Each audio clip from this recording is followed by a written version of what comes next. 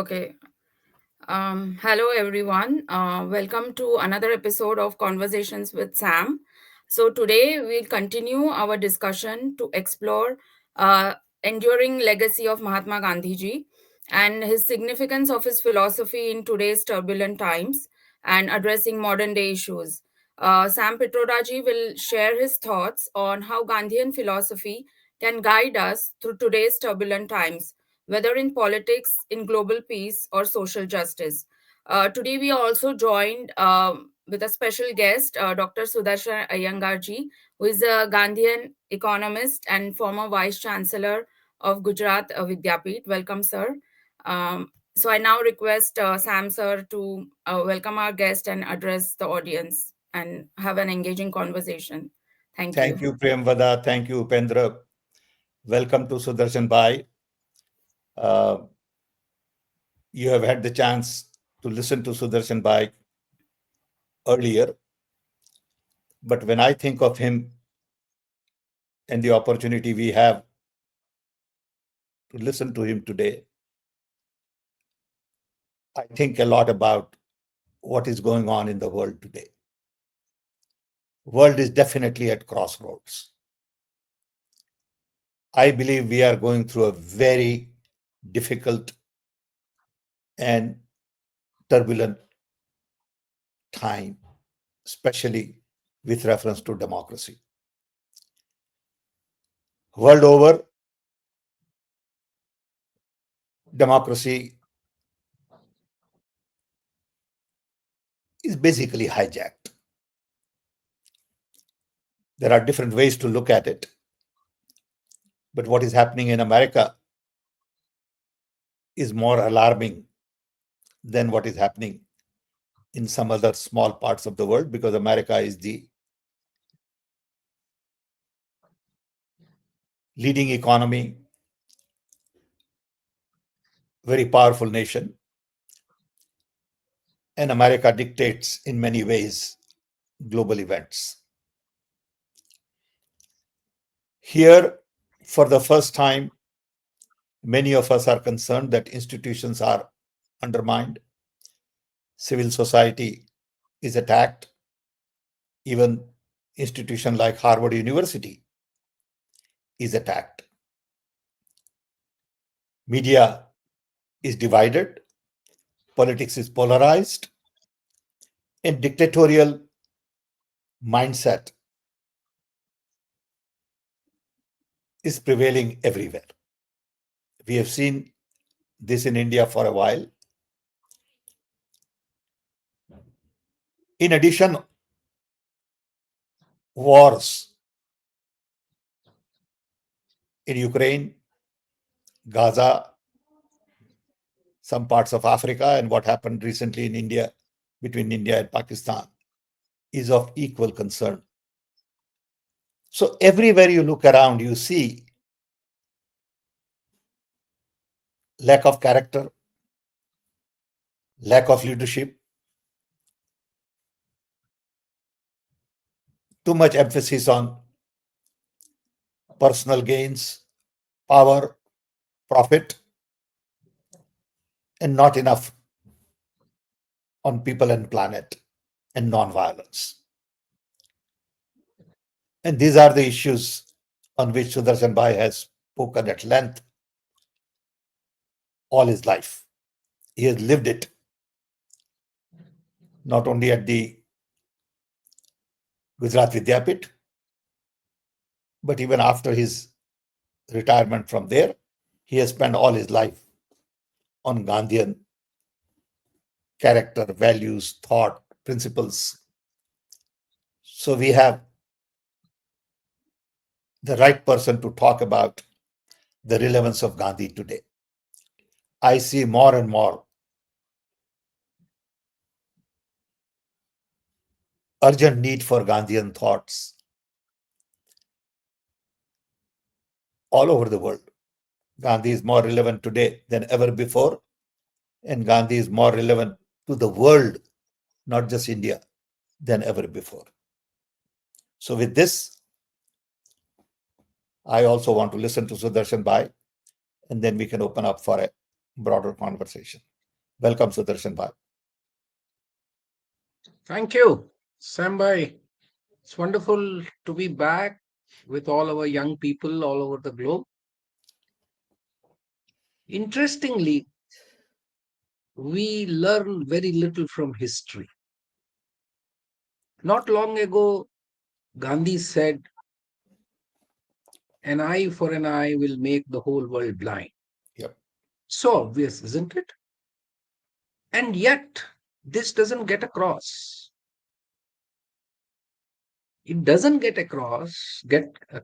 because dissent is not welcome.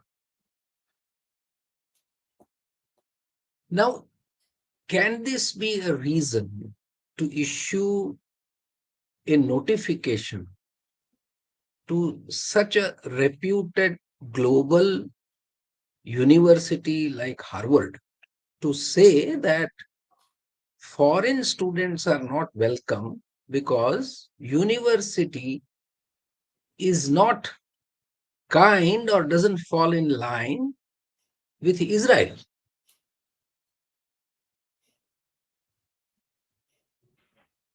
Now, this is complete intolerance. University is a place where every thought is valuable because we do not know what humanity will require at what time. So it is the place where you debate, you discuss, and you do believe that ultimately the sanity prevails. It is that balance, or what we call in Indian parlance, to use this word, that it is a kind of churning of the ocean, samudra manthan, where obviously you get poison and nectar both. So you can't, and you only need a Shiva to digest the poison. It is all symbolic.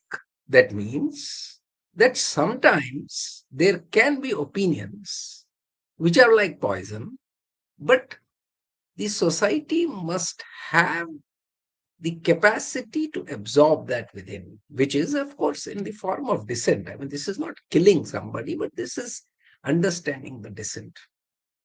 It creates tensions. Yes, it does. It happened with Gandhi, not once, many times. 1924 Bombay riots, just after the Khilafat movement. Gandhi may have made a strategic mistake, and let's not only sing praises and do Gandhi Bhakti. That's not the purpose. Understanding the person, understanding the personality is very important. 1932, Gandhi, Sardar, and Mahadev Desai, Gandhi's personal secretary, Yerawada Jail, Pune, they are discussing. What is the point of discussion? Oh, we did not expect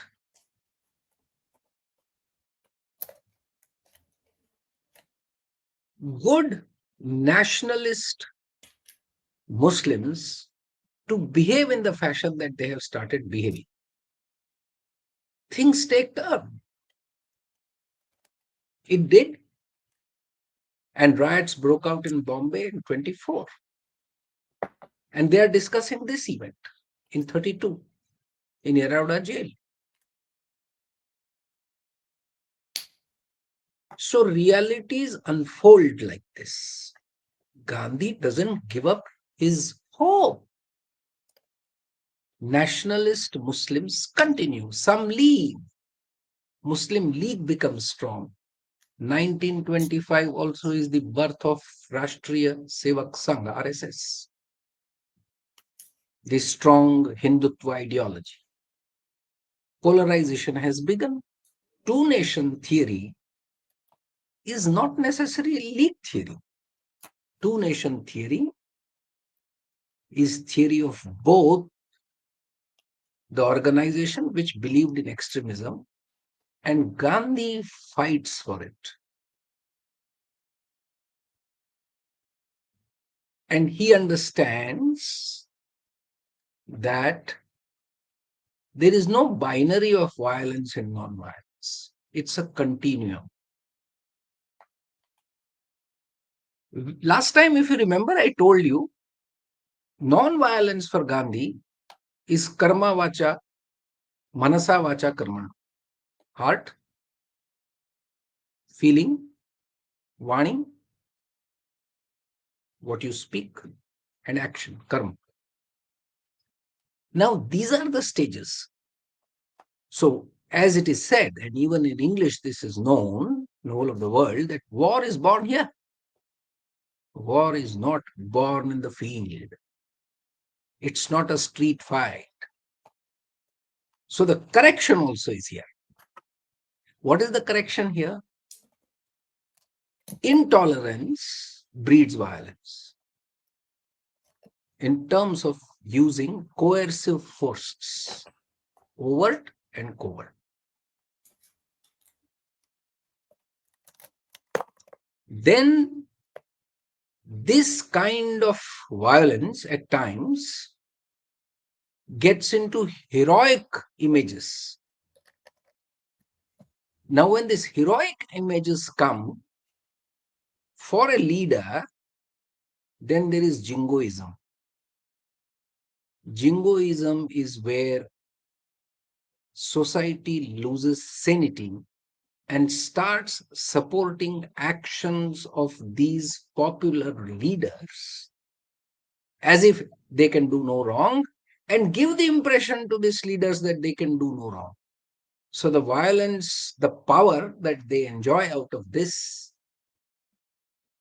power exercises and manifests in terms of different kinds of violences. So what is an issue, order issued, or even a threat to Apple?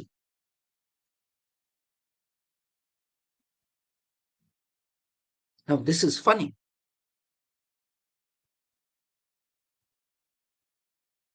A free country, it was dream of a free individual to be in America. Why? Because their freedom is, individual freedom is celebrated. It is not just moving around, working, earning, and living and making good life. It's also about expressing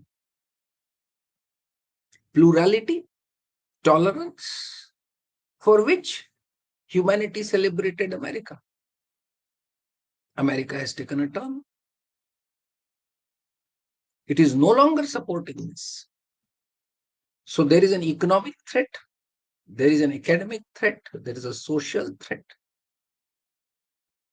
We do not know how it will unfold further unless there is a check and balance which comes onto these people.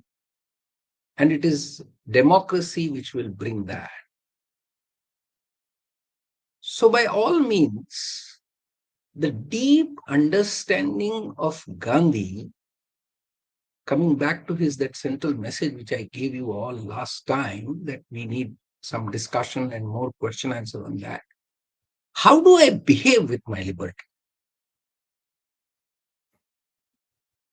So it is this question that needs to be answered. When I am powerful, how do I behave with my liberty? When I am weak, how do I fight for my liberty? These are the questions that are more important. And I think that the trend that we see is to gain power and actually create some kind of imaginary territories. These are all territorial wars. Not everything is war on the field, battlefield, but this is also economic war. And it is for territory. It's the domain that you want to establish. It is the monopoly that you want to exercise over others. The state in one way, corporate in another. And last time I had told you that Gandhi's major worry was nexus between the state and the business of this kind. So he strongly recommended decentralized polity and decentralized economy. It makes sense. Where Sambai keeps saying that I see Gandhi's relevance, as he sees Gandhi's relevance, he understands this. The power of knowledge. And again, when he sort of, he always, I mean, I am also very fond of telling this story. And somebody else was remembering you, Sambai, recently. Who was that? Some person who worked with you on the telecom. It was Ashok Junjunwala, incidentally. I was with him in the beginning of May, and we had a very nice 3-hour session on his innovations in IIT Industry Extension campus. And we remembered you a lot, saying that the Thank whole telecom changes that you brought in, you see, that is decentralization, giving people the power. Those PCOs where on the highway, a truck driver would tell, Seth Saab, my owner, I have come with an accident. Otherwise, it's so difficult to communicate. yeah. So, this kind of decentralized systems that we can think about, that brings how much peace. And it is this decentralized polity. And he understood because, again, let's understand that,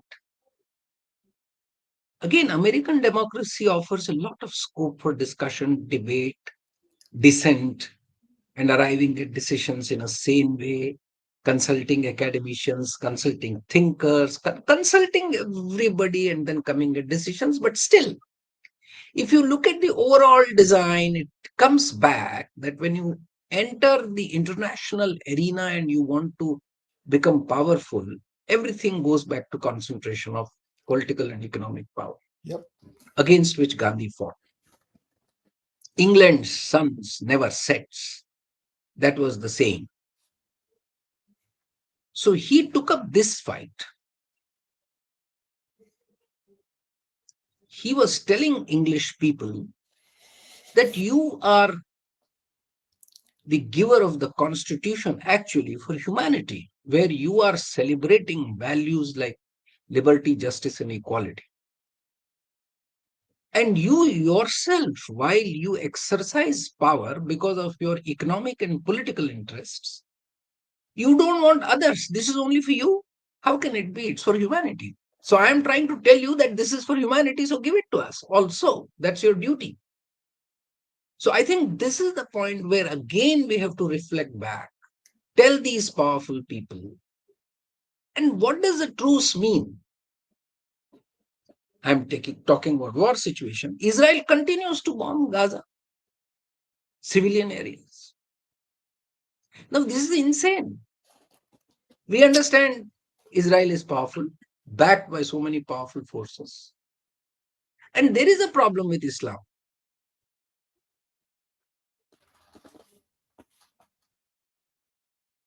And if Taliban doesn't allow chess as a game because it gives power to intelligentsia, IQ, and your intelligent quotient improves, it has something wrong in its thinking. We have to tell even Islam people. We are not playing any side games. Let's understand. Gandhi was speaking plainly to Muslim people in Noakhali. If you have any misunderstanding that Gandhi was only favoring Muslims, his first attempt to talk to communities in Noakhali, Hindus were suffering. And Gandhi went and walked all the miles practically alone. It requires a great physical and moral courage to do.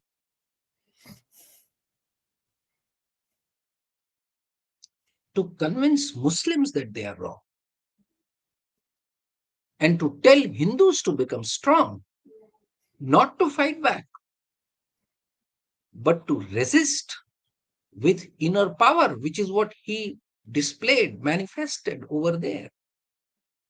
And in Bihar, he was telling Muslims, he was telling Hindus that you can't avenge the defeats. There is no defeat. We are hurt. When any side is suffering violence, humanity is hurt. We have to feel that. And I see a lot of jingoism. We want to draw more blood of Pakistan right now. People are in that spirit.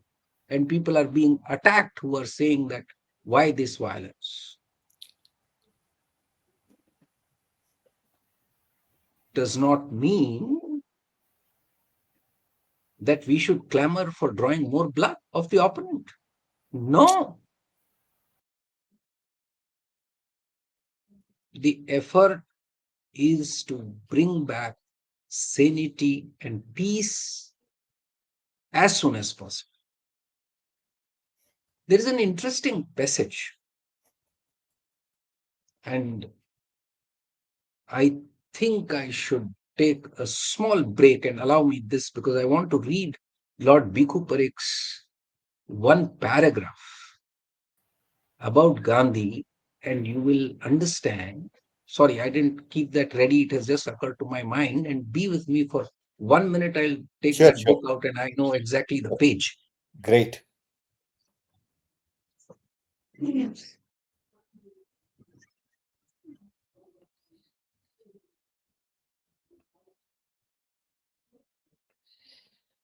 By the way, Bhikkhu Parikh lived in London, great friend for many, many years from Gujarat, um, a family friend, and is one of the leading authorities on Gandhi. Has written many books.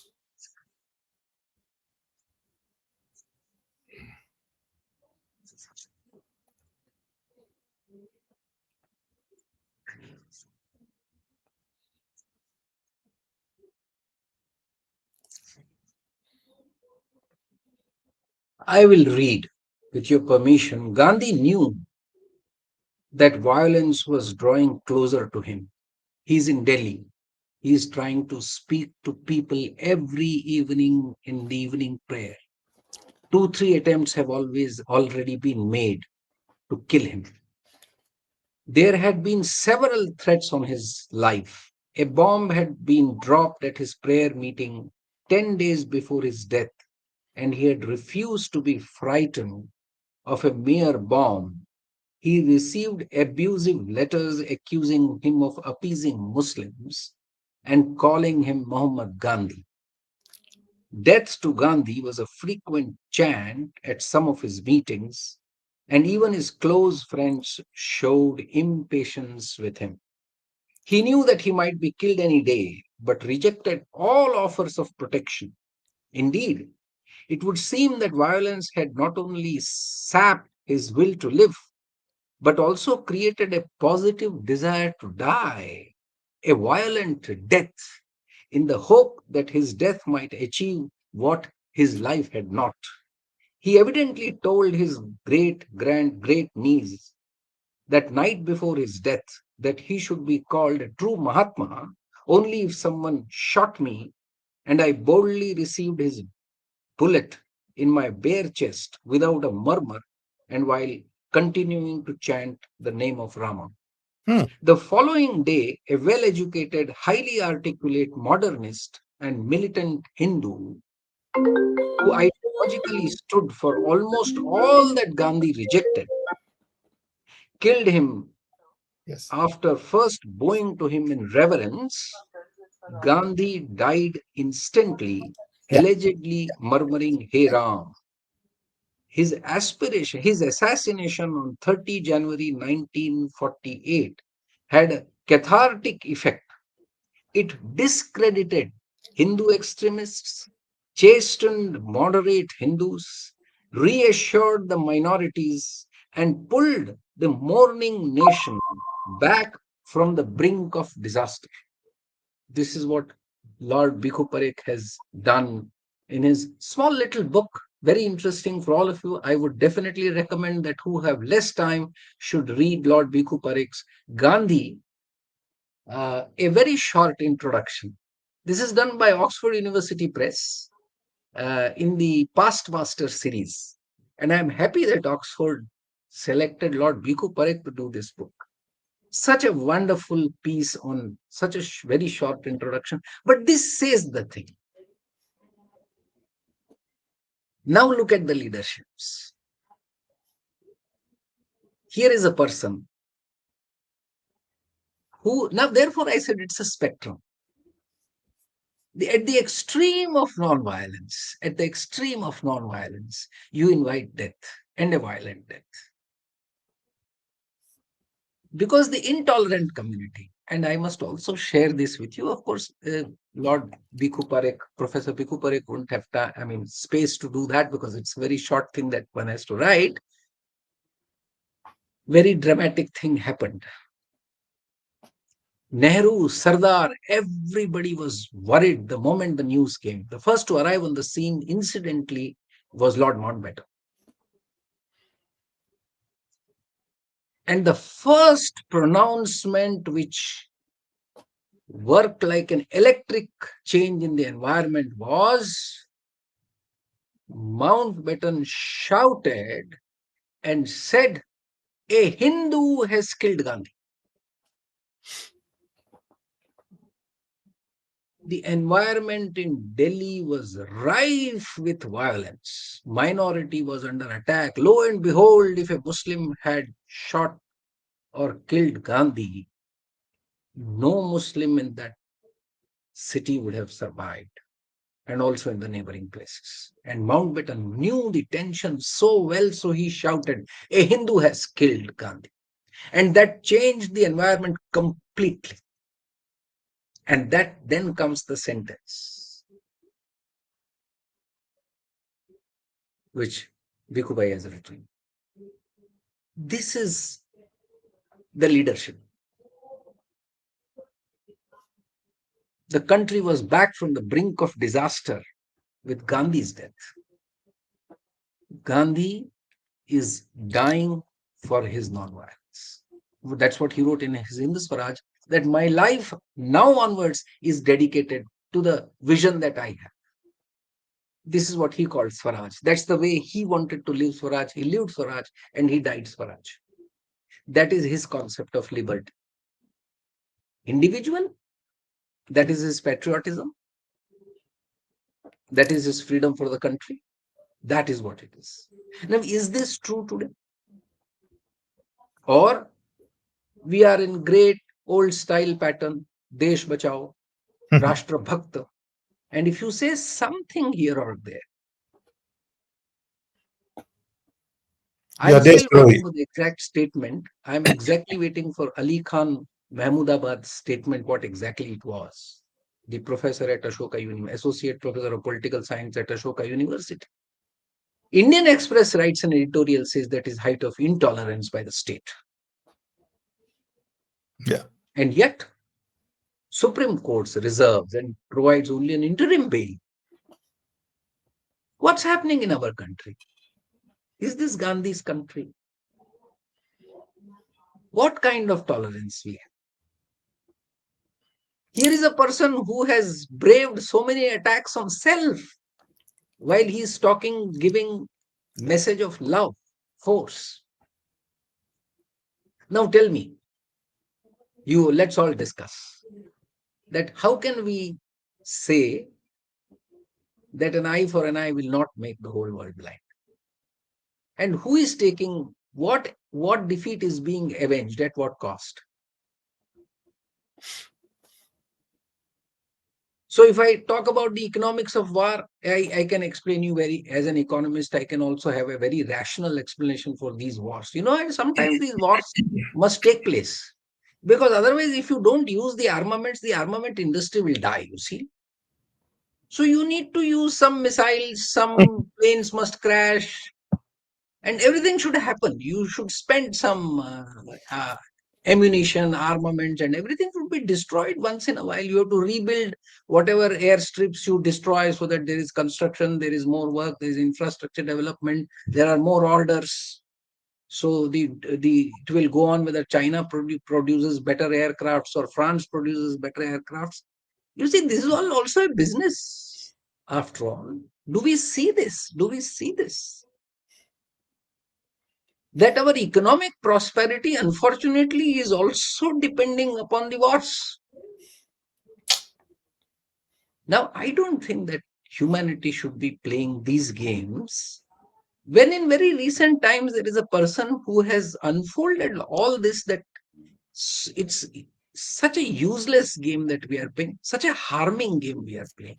What do we leave for the next generation as a message? Violence, it is there.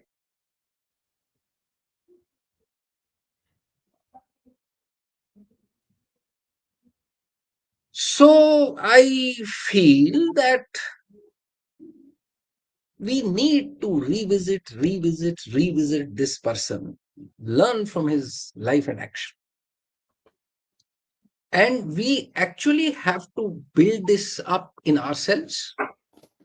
So again, I'll come back to this point that I change myself, I change my lifestyle, I change my manas, thinking, heart and head together. I try to be non-violent in my speech. And of course, in my action, I'm firm. I will offer satyagraha. There is a point now to offer satyagraha to the state. Tell state, please stop this. And you have to be firm on that. And you have to be ready to die. Going to jail is small. So now the problem is my education is not teaching me that. My education now tells me none of your business. Focus, concentrate on your career. Make a good career. And let soldiers fight. Make a good career. You can also be a soldier. But you have to be an officer, not a sipai.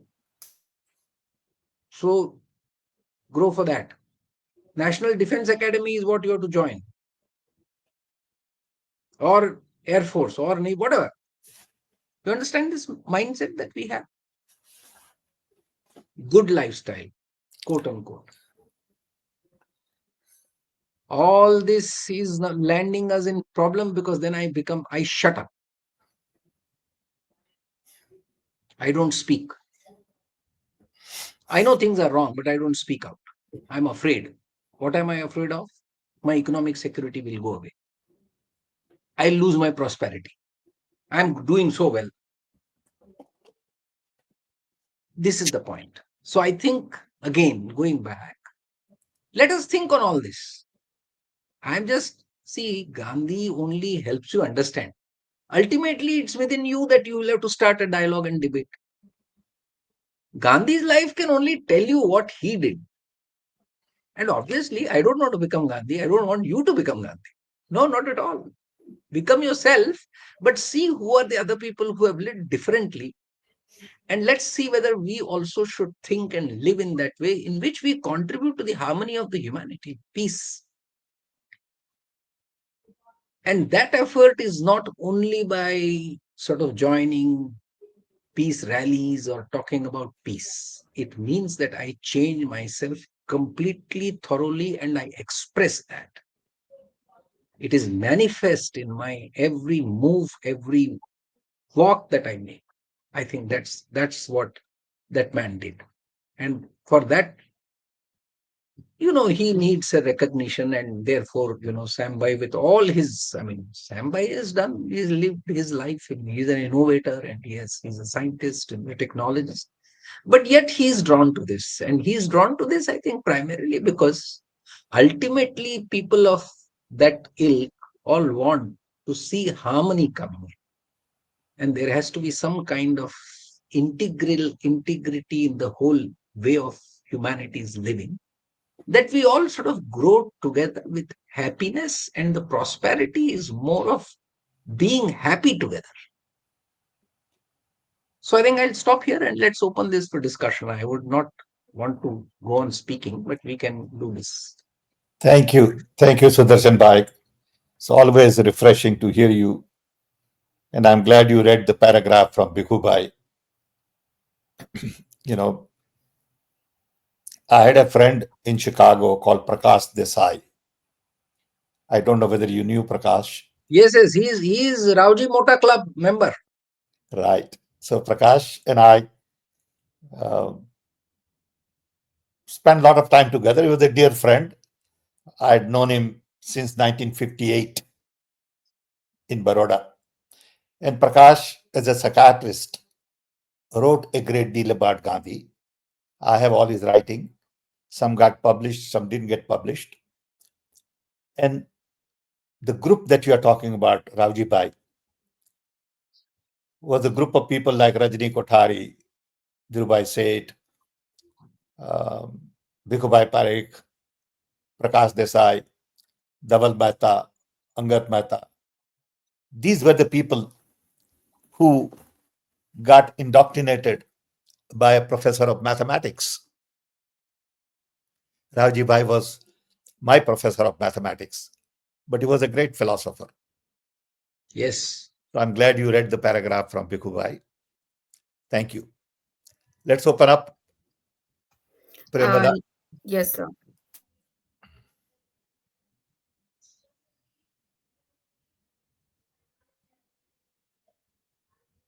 Premad, I think you're on mute. Okay, I see the question says, I really want to Yeah, follow I see. non-violence. Yeah, I see that question also. Yeah, good. Why are we, what is the harm that minorities can done? If I am for, I think, did I mention this last? Yeah. Be firm like what Gandhi has been. I think I recommended to you 1916 speech of Gandhiji in Madras. He was speaking to the missionaries, and one thing he said was this, that you are doing such wonderful work of education and health in the interiors of the areas where we are not able to reach. Why do you have to convert? Why do we have to convert people into Christianity?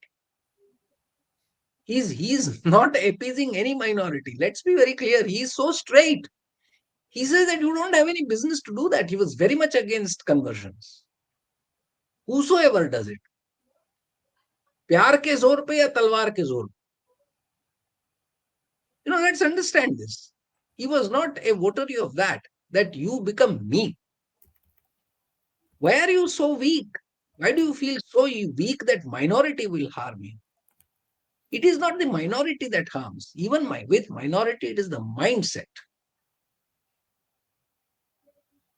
It's the mindset.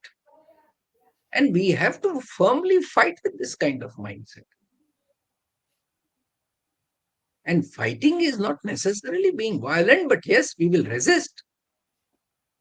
And last time I told you, Gandhi was very clear when Harilal asked him that, Father, if I was present when the Pathan attacked you, what was my duty? He said, the duty of the son is to stop the attack. You have to use your physical force to stop. So we are not saying that, therefore I said that violence, non-violence. There is no binary like violence and non-violence. It's a spectrum. It's continuum. It's how I grow. But when if somebody tries to assault me, if it is Gandhi who asked Nehru to send forces to save Kashmir, that is part of his non-violence. It's not. So please let us understand this. And you also don't feel that you are a sitting duck if you don't do anything. No. A minority also gets clear message. What is wrong is bullying and bulldozing. Our Radhaben in Kausani, a very 91-year-old Gandhian who lived with Sarlaben, who lived with Gandhi. Sarlaben was a foreigner English who lived with Gandhiji. She has an ashram in Kausani. Radhaben is now 91. She says, Gandhiwad, Gandhi Jan आजकल bulldozer के नीचे हैं. So she is saying we all are under bulldozer now. Now this bulldozer mentality is something that we have to resist, even if we are majority. But with minority cannot harm. Nobody can harm us if we are strong. So it doesn't say, this is not film Munna Bhai which says ek chata mara dusra chata gal dhar do. I mean, these are all small kind of things which people keep saying. It doesn't say that. Gandhi never said that. Gandhi said that how do you respond to it? And also, I think what you're saying basically is that there is nothing black and white. Yes. There are shades of gray that drive your life. No, when you have to, you see, when you are under direct attack, you have to protect yourself. Nobody is saying that you should not. You should not say that, "Aa jao bhai, mere desh ko jeet lo." I mean, nobody will allow. Why was Gandhi so appreciative of Subhash, Bhagat Singh, and all that? He was only talking about the means which they were trying, but the patriotism he never opposed to that. He appreciated it. He knew what they really are trying to do. He was only saying, see, that this is also these kind of fights we are talking about, both a strategy and a way of living. For Gandhi, non-violence is not, we should not stop at it as a strategy alone, which some scholars have tried to sort of bracket him into, that it's a good strategy. This is like that pacifist strategy that when you are weak and you can't purchase arms, you can't, attack, counter attack, therefore you sort of offer passive resistance. No, no, no. It's positive. It says that I am strong and yet I am not attacking. So that strength is what I have to build in myself. So then minority cannot harm. Minority cannot. Next question. If somebody is trying to disturb me by playing that big music in giving azan, then I have to tell him I shouldn't be performing Mahaarti on the road and saying that I am going to perform Mahaarti. But I am going to tell that this loudspeaker azan must be stopped. Thank you. We have Thank you. to be bold enough to say that. Sure. This Uh, is the strength. Yeah. yeah. So can you hear me now? Yeah. Yeah. There's a So question from Paul. yeah, Paul. So he is asking basically, like we are passing through turbulent times today. So how do we take inspiration from Gandhiji's philosophy to restart village-rural economy and strengthen entrepreneurship? I see Jagdish over there. It's Paul's photograph, is it? Yeah, it's Paul Kaushik. Oh, I see the photograph of Paul. Okay. This is his question? Yeah. Yes. Consumption. Koshiji, it is consumption. You remember Alvin Toffler wrote a book called The Future. I mean, he has written series of books. One is Future Shock, the first one which Yeah. became very famous. Yeah. He talks of, I think it is in this or in his third book, he talks about prosumers. Mhm. A rural society, I mean, rural production system is one where you have producers, and a producer also is a consumer of own product. Yeah. Village I think economies get we know older. what needs to be done to rural economy. Yes, We haven't done it. It's a yes. bottom-up approach. Simple thing would be to really provide more easy capital to small rural entrepreneur.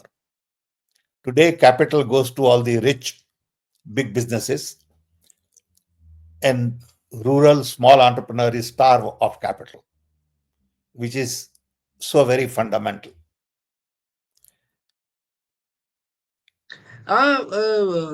Sambai, I want you to also comment on this aspect of quality, because the strong argument by economists is saying that these small producers are inefficient, their products are not of quality, therefore you end up, as your income increases and your purchasing power increases, you go and buy quality products.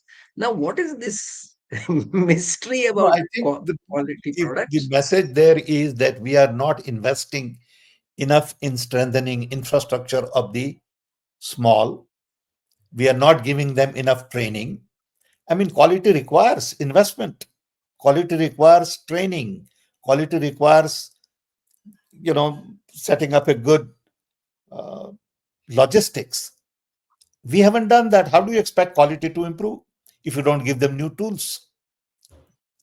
If you give all the computer aided design to a carpenter, his quality will improve. You give him new tools, his quality will improve. But poor fellow doesn't have money to buy even tools. He still comes to his job with an old set of tools that his great grandfather used in a small little bag. Okay. So it's easy to blame unless and until you provide them support. Quality Hmm. cannot improve. Okay. Did you happen to visit Kalbag's center at Pabal in Maharashtra near Pune? No, no, Anytime? no. Oh, I must tell you, he runs a fab. He started a fab lab with MIT professor. And Mm. that I recently, very recently, last few days, I visited. Yogesh Kulkarni is now the director. Mhm. And this fab lab is something that what you're talking about. Yeah, The modern tools and laser cutting, 3D, exactly. I mean, everything. look at our So, diamond industry. Our diamond industry is yes, pretty sophisticated because they've invested. But then right. they've invested because there are rich guys. Okay. You're not investing in rural entrepreneur. That's the basic challenge. Next. So there is a question from Anu. I'll just summarize this question. So basically, is asking BJP and RSS got into power because of their ideology of hatred, and his question is that Trump reminding USA is founded on Christian principles. Um, is this right or wrong? Basically, all the nations are going towards religion, and nobody is thinking about democracy in general. Well, at the end of the day, we all have constitution. Constitution assures equality. Constitution assures diversity, inclusion, freedom, and we got to follow that. Okay? We have lost track. Okay? We have lost respect for our constitution. And unless and until we fight for it, we won't be able to put it back on track because it could be hijacked.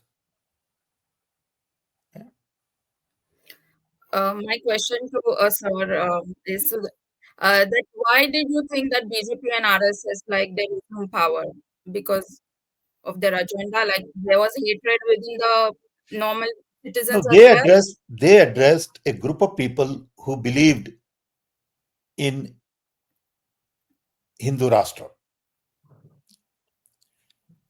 If you look at the statistics, BJP has only 40% of the votes, I'm told. 60% are against BJP. But that 40% is good enough to put you in power. And when you are in power, you think you are in charge of 40% and not remaining 60% as well. So, first thing our leaders have to recognize is that you are a leader of a nation and not leader of a party. And if you are a leader of a nation, you got to follow your constitution. Constitution says we are a secular nation. I mean, it's that simple. Maybe Sudarshan Bhai can add to it. Yeah, democracy. Actually, see, when we are celebrating democracy all along, we do talk. I mean, we have a constitution which we give to ourselves. I mean, any country for that matter, when we are saying democracy itself means plurality. Yeah. We appreciate all opinions. So, majority minority issue should not say that. You see, this is actually a mindset. And Yeah. this mindset has to go from both the things. Why did Muslim League come up? And finally, why did Pakistan come into place? And why is Hindu clamoring for Hindu Rashtra goes on? It is because the Muslim mindset tells that, oh, we have ruled this country for centuries. So how can we live in this country by sort of being secondary rate or second rate citizens and all? This is not what common people think. This is what a kind of leadership which wants to have political power through various means is trying to think. So was the case of Hindu Rashtra, which was saying that this has been a Hindu Rashtra. But the Hindu Rashtra concept itself had to be understood. Gandhi was telling them that in considering Hindu Rashtra, I cannot ignore 1,000 years of outsiders coming and mixing with us. Ruling is one of the things.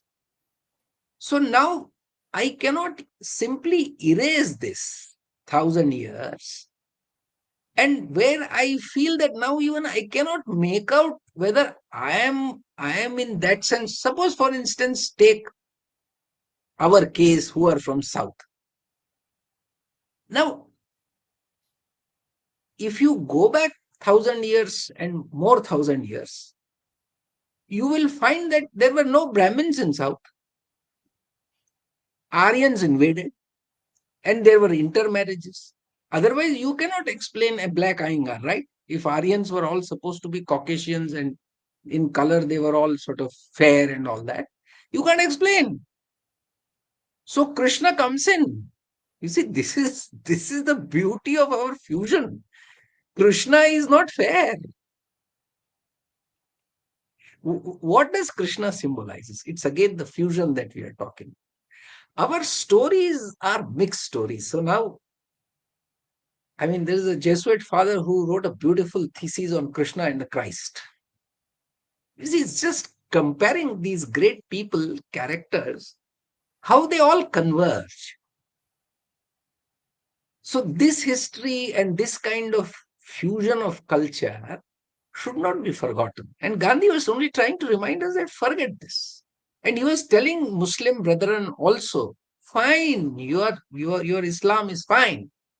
But listen, your Islam and our Hinduism both are made by human beings. They cannot be perfect. So I don't agree with any claim which says that, God only, it is only Khuda which creates Islam and therefore everybody should become Islam, or it is not Bhagwan or, the Atman, Paramatman who everybody should become Hindu or the nation should become Hindu. Religious, institutional religion is the bane and not the boon for humanity. However, for ordinary people, this is a necessity. मंदिर जाना है, मस्जिद जाना है, church जाना है, तो ठीक है, जाओ भाई. But state is not involved in this. See, the point which is absolutely clear is this. A democratic state is only looking up at its constitution, which treats every individual under the constitution equal, free, and everybody must get justice. Simple. So let's not get into this that whether, and therefore rest everything. If Islam is doing it, if it is spreading something like this, ki sabko Musalman banao, that also has to be stopped. And Yep. if there is hatred towards Muslim, that also has to be stopped. And if Islam says that sab kafir hai, that also has to be stopped. Although the meaning of kafir is completely different. Meaning of kafir is not what is made out in the usual sense. And also the jihad. You can have a lot of interpretations on that, and very scholarly people who have been understanding correctly that jihad is within, it's not outside. Everything is, I mean, ye sab hai baatein. So I think what is important for us who are actually part of, conscientized citizens of any society, of any country, is this point that religious institutions and individual affair, it doesn't interfere with our political being. and treating the other person politically. It's all equality, justice, and liberty. Absolutely. Absolutely, sir. Good. Let's Sir, quickly go through one or two more. yeah.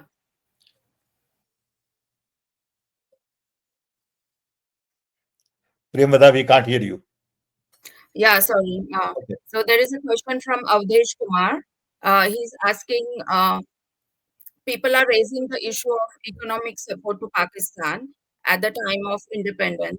So how will you tell us, was there any option left for India at that very time? So he's asking about the partition and, we giving. I think we spend too much time on these kinds of issues. We got to look forward. People did what they did at that point in time because of the circumstances then. You can't judge that decision in today's context. You got to review that decision in those contexts. And we really don't know enough about those contexts. What we know is what is Some published. facts, What Sam, exactly some happened at facts. that point in time, we don't know. So I think it is better to look forward than look backward. Go ahead, Sudarshan Bhai. Yeah, some salient facts. Avdesh, very quickly, I must share with you that this was the like, जब बंटवारा होता है घरों में दो भाइयों में, when you also divide the property. Yeah, So when English did this division, the state treasury was in two parts. India got the major share and Pakistan got the minor share with whatever agreement or in the contract was. And actually, we were supposed to give 110 crores of part of that. So we had given about some money we had given, 55 was spending. And then this Kashmir attack happened. So at that time, Indian government cabinet took a decision, and maybe rightfully so, that if we give this 55 crores now, which is their due, it's not that we were trying to help them. No, no, it is not economic help. This was their due, which they were supposed to get as a part of the agreement. The cabinet only decided that let us defer it because it is very likely that they will buy arms and use this and etc etc. This was the fear. So Mountbatten came to Gandhi when Gandhi was fasting. Gandhi was not fasting for 55 crores, be clear on that. He was fasting for peace in Delhi. And Lord Mountbatten said ki dunya mein your prestige will go down if you try to do this. When you are dividing yourself, this is an agreement and the agreed amount has to be paid. right, right. And therefore, he said that Nehru and Patel, you please explain to them that this is the point I'm making and it is their fair due and we should give it. And then we should prepare whatever we have to prepare. Lord Mountbatten was Governor General to us. So Gandhi only told Nehru and Patel ki don't stop this. Now, whether this, as Sambai said, that see, it was the decision taken under those circumstances and this was the logic. Now, Yeah, but if you we see, start today, no, questioning the logic that, Sudarshan Bhai, today misinformation is so much, right, okay, that young people are trapped in these lies. I know some misinformation about me personally. My own family calls me and say, "What happened?" I say, "It's all bogus. It's all lie." I saw a television program where Arnab Goswami says we have a big office of Indian Overseas Congress in Turkey. They show a building with a big sign. So I get hundreds of calls saying, "Oh, you have this big office in Turkey?" I said, "I don't think we have an office in Turkey." That building is a government convention center. Now, how stupid you can be I know, that you I take a know, picture of a government convention center, put on top IOC, publish it on national TV, and then I get so many calls, I get so many emails. It's all useless stuff. So I don't pay any attention to this. no, you are right. We have to tell Clowns, young people that yes, and poor young agree. people don't know. They say, "Oh, maybe they set up an office in Turkey." Okay, why office in Turkey? Turkey is our enemy. All kinds of stupid stuff goes on. It's pathetic. I get so mad. You know, I mean, why should I worry right now about whether Gandhiji gave 55 crore to Pakistan or not? That's not the issue today. That's done. Okay, right, wrong is different. They all made decision at that point in time. I respect that. I got to move on. True, That's why true. I have eyes in front and not in the back. So I look at front. I look at future. But everybody's hung up on, Shiva did this and this, God did this, and Ram said this. Okay, whatever happened, happened. Fine, respect that, move on. Okay? Absolutely, sir. So Should before we? just ending, Sudarshan ji, if you could want to give Thank you, a message Sudarshan to the Bhai. youth for for We'll have you come going on. again. So don't give up. We will get Yeah, you.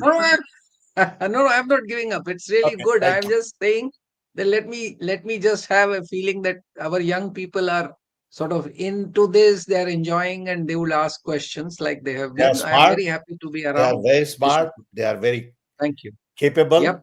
I So want them to yes, look yes, forward. I don't sure, want sure, them to look backward. certainly. Okay. Happy We to will join. bother you again, Sudarshan ji. We'll bother you Thank you. again. Sure, Thanks, Upendra bhai. Pendra. Thanks, Certainly. Premada. Thank you. Thanks, thank Thank you, you. Sudarshan Bhai. Thank you. Thank you. Bye bye. Bye bye. Thank So you. nice of you. thank you.